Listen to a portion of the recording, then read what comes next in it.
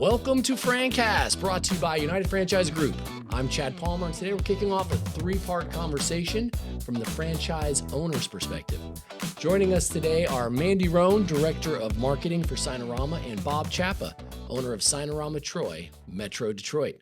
In this episode, Bob shares how he got his start in the sign industry, what first drew him to the Signarama franchise model, and how he eventually made the leap from employee to owner. Let's get into it. Enjoy.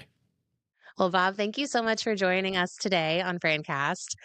I like to start off the interviews by asking, tell me what franchising means as if I have no experience in it. What is a franchise? What is franchising? Explain it to us in basic terms.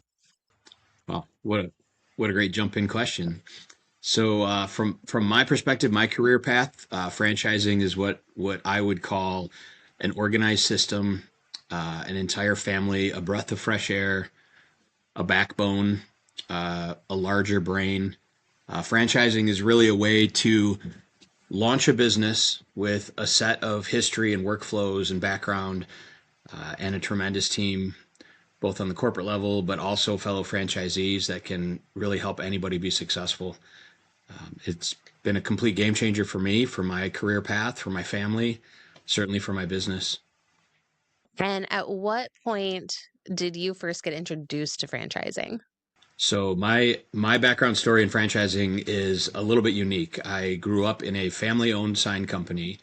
I was a teenager dealing with an independent sign company my parents had started in part of Michigan here, and my dad would kick the bed in the morning, and I'd have to get in the truck and go sweep the floors and cut some metal up and basically just do all the grunt work at the sign shop. And I remember vividly back then that everyone, because we were an independent sign company, everyone was our competition. Everyone was sort of looked at with a bit of a side eye and really kind of on an island. And I really specifically remember those times with the family business, just sort of struggling to kind of make a place for ourselves and in our marketplace.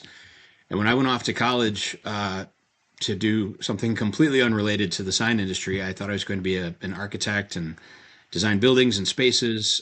Within a few years of that path, Signarama, a brand new Signarama franchise location, opened up just quite literally directly across the street from my apartment at the time. And I stared at the now hiring sign for a few weeks until I finally decided that my background, 10 plus years of weeding vinyl and making banners, and would probably help me out with that job interview. And I walked in and I saw a completely different version of a sign company. It was clean, it was vibrant, it was fun. It was at the time it was small. It was the traditional early footprint of a Signarama location, but it just had a completely different vibe to it. And the original owners, Ed and Joanne Progar, were just two of the most incredibly nice people that I've ever met in my life. And I fixed their plotter, made a couple signs. They hired me on the spot. And over the course of the next year, I started to realize, this is back when Signarama only had about 100 locations, and just in the United States, really. And I started to realize that everybody was trying to be helpful, and you could call anybody at any point. You could call the home office, you could call a Signarama in New York, you could call a Signarama in Indiana. Everybody was taking calls and trying to answer questions, and it just gave me a completely different perspective and a lot of excitement about the sign industry. I was trying to sort of push it off and have that not really be part of my path. And it became pretty evident to me that the franchising side of building a business was very powerful and very, very exciting. And I just couldn't get away from it. The farther I got into my college path, the more I was sort of locked in to the excitement of our Signarama growing and building, and the brand growing and building. And eventually I made them an offer to buy the business, and the rest is history. Was there anything that you took with you from, your experience with your family sign shop versus working in one that was part of a franchise? Where, I guess, in that kind of mind shift, did you decide that you wanted to be a business owner versus either working independently or what have you? Yeah, that's a great question. I think part of the idea of growing up in a family business always sort of motivated me and inspired me to be a little bit more of an entrepreneur. But at that stage of my life, I wasn't really seeking that. I was kind of locked in on what I wanted to do and wanted to be. But the hard work and the hustle and the extra effort that you have to be, it has to be ingrained in you to be successful as an entrepreneur. That foundation was sort of set, but it just seemed like everything was a bit of an uphill battle. And I just remember going to my first, franchise regional meeting in the Midwest, and it was in a random conference room at a Holiday Inn, and 8 different people showed up in their Signarama trucks and hugged each other and high-fived, and somebody brought coffee and somebody else brought donuts, and it was just the most kind of eye-opening experience that all these people just came together and hung out for a day and then just got back in their sign trucks and just drove back off to all their random cities and back to their homes, and all fought the same battles and the same struggles and the same hiring issues and production issues. And I just remember every single meeting that I went to, every encounter that I had, just felt like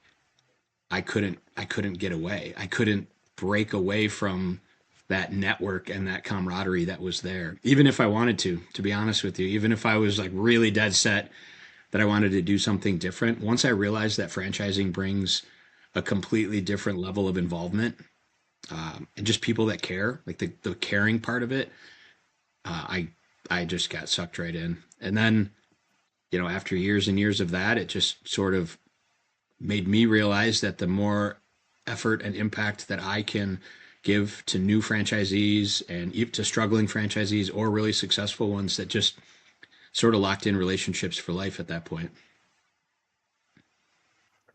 And I want to go back to the early days of your transition. So, going from working in the shop to making the offer to buy it, what were some of those early day struggles, and how did you have to change kind of your day-to-day thinking, interacting with people who were formerly your peers, who are now your employees? What were those early days like? Yeah, those were some of my favorite days, to be honest. We still talk about it at the office all the time. I remember at that time, I felt too young to be even running the Signarama. I just had a lot of experience, and Ed and Joanne, they just had so much trust and confidence in me. It really boosted me, and it made me want to work as hard as I possibly could for them. They were fantastic owners and just really great mentors, and they made me feel like anything that I pushed myself for, I could accomplish. They sort of taught me the value of being a great franchisee and a great business owner and the impact that it can have, because by the time I was wrapping up college, I there was not a chance that I was going to go off and be an architect. They sort of helped me see the bigger vision and the excitement of that. But all of the people that I was working with at the time were either my age, early 20s. Maybe there was, an older production guy or something, but it wasn't like a corporate job. It was a lot of folks that were my age that were used to being a peer or a coworker, and every day back then had its ups and downs, tougher jobs, bigger deadlines. So when that transition came, frankly, I was so excited, Mandy, to just to dig in and take hold and ownership of all the parts that I didn't do as an employee, the financial part, the banking, kind of worrying about the money, and which obviously is a pretty important part of business. Those are all things that I didn't do. I cared deeply, and I was ultimately responsible for every sale and every dollar and the profitability of every job. But once that transition happened, I just dove in head first, and I had already built such an incredible team, some just really great relationships, and on top of that, I was really, really aggressive. I went on a bit of a hiring spree. I did not just sit back and do the minimum that a Signarama franchise should do. I doubled down. I hired extra people. I moved into a way bigger space, not just like sort of bigger space. I moved into a way bigger space, and I just had a mindset that I could help to develop our franchise and what it felt like to be a Signarama. And those days, early days with the team and refiguring out our roles and how to go from an employee to an owner and not only keep the relationship strong, but actually make them even better, because I could be seen as more of a leader than just a coworker. Those were just some interesting times. And that was really more self-development for me. It was more about becoming a different type of a person than just being a great employee. I felt very confident and very proud that I was working as hard as I could for the original owners. There wasn't much more that they had ever needed to ask of me. But when I actually took the reins and I actually signed on that paperwork, and I had just gotten married, and our house was on the line. Our house was the collateral for the loan, and I just couldn't hold back. At that point, I just went all in on everything. So for anyone who's in that mindset of they're working in the business, they think there's something there, they're considering taking the leap to business ownership, what are some key either characteristics or habits that they'd likely have to break or have to kind of shift their thinking on in order to take over that owner mentality, working more high level, working more big picture like you did in that transition versus in the day to day in our, business, weeding vinyl on the table and putting the sign together? Sure. So, I've been a part of the Signarama franchise system for a long time now. I think I'm coming up on 26, 27 years from the beginning when I first got started. And I have seen now many, many great Signarama owners that were employees that started out as an employee and became an owner. I've also seen some that didn't really push themselves and that transition didn't really click for them. I have thought about this part for quite a while because of my interesting path and sort of a non-traditional path to becoming a franchise owner. I think that the biggest factor, the biggest thing that an employee who strives or wants to become a franchisee or an owner, I think the biggest thing that they would really have to have is the ability to not be introverted, to not be focused on just their piece. As a great employee, I worked circles around everybody else at the company. I took ownership of my work. I took ownership of the people above me, of their work. And that's why they continued to give me those great opportunities. But when you're ready to make the leap to become an owner from an employee, you have to really think about things differently. You are ultimately responsible for the output and the work of everybody. And you can't just think about your part. If all you do as an owner is think about your part, all the rest of those pieces may or may not work. It's just a never-ending struggle. It's a hamster wheel that keeps going.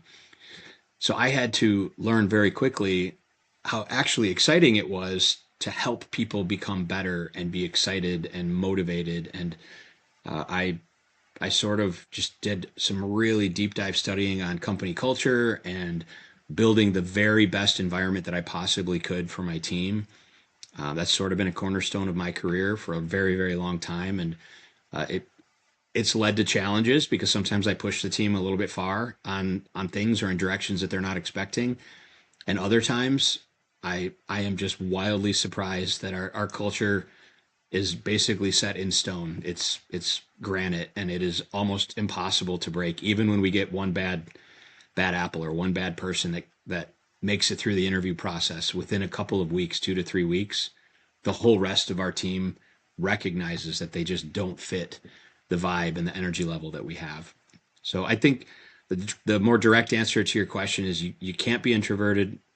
Most really good employees focus on their own space and their own bubble of the company, but to become a great owner, to transition into an owner, you have to be able to think about all of those spaces together, even though you may not ultimately be responsible for those parts. If today's episode got you thinking about franchising in a new way, be sure to join us for future episodes, as that's what this podcast is all about, giving you a behind-the-scenes picture of franchise ownership. Thanks again for tuning in to FranCast, brought to you by United Franchise Group. We really do appreciate you being part of the conversation and look forward to having you back for the next episode. Until next time, I'm Chad Palmer. Thanks for listening.